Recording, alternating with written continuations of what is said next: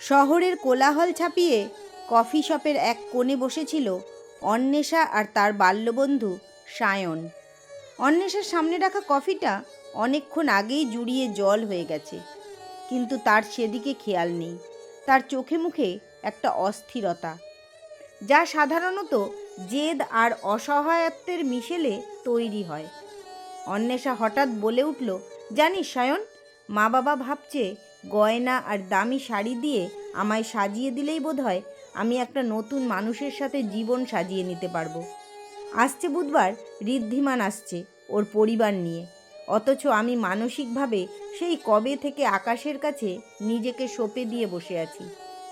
সায়ন মৃদুস্বরে বলল, আকাশের কথা খুলে বললি না কেন মাসিমাকে? অন্বেষা একটা দীর্ঘশ্বাস ফেলে কাচের জালনার বাইরে বৃষ্টির দিকে তাকালো।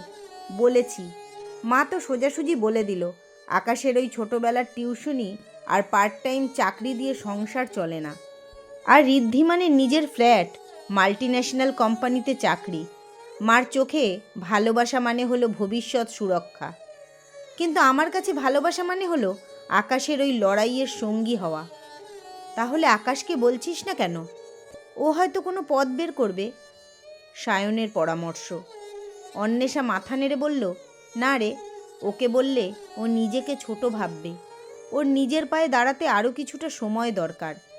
আমি চাই না আমার জন্য তাড়াহুড়ো করে কোনো ভুল সিদ্ধান্ত নিক। আমি অপেক্ষা করতে রাজি, কিন্তু কাউকে ঠকাতে রাজি নই। সায়ন একটু অবাক হয়ে তাকালো। অন্বেষা বলে চলল, সবাই বলছে ঋদ্ধিমান খুব ভালো ছেলে, আর ঠিক সেই কারণেই আমি ওর সাথে অন্যায় করতে পারবো না। একটা মানুষকে মনে রেখে আর একজনের হাত ধরা মানে তাকে প্রতিনিয়ত অপমান করা। আমি যদি সেদিন ঋদ্ধিমানকে সব সত্যি না বলি, তবে আমি শুধু আকাশকে নয়, ঋদ্ধিমানকে আর নিজেকেও ঠকাবো। এই ত্রিমুখী প্রতারণার বোঝা নিয়ে আমি সুখে থাকতে পারবো না। অন্বেষার গলার স্বর এখন অনেক বেশি শান্ত আর দৃঢ়। সে যোগ করল, টাকা পয়সা হয়তো অভাব মেটায়, কিন্তু মনের শূন্যতা ভরাট করতে পারে না। আমি ঋদ্ধিমানকে সোজাসুজি জানাবো যে আমার জীবনে অন্য কেউ আছে।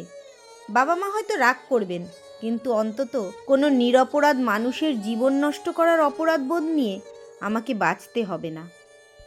আপনার অভিজ্ঞতার মতোই এখানেও অন্বেষা চরিত্রের মাধ্যমে ফুটে উঠেছে যে নৈতিকতা আর সততা অনেক সময় আবেগের চেয়েও বড় হয়ে দাঁড়ায়। ভালোবাসার মানুষের জন্য অপেক্ষা করা যেমন সাহসের কাজ, তেমনি আর একজনের জীবন নষ্ট না করাটা হলো প্রকৃত আভিজাত্য।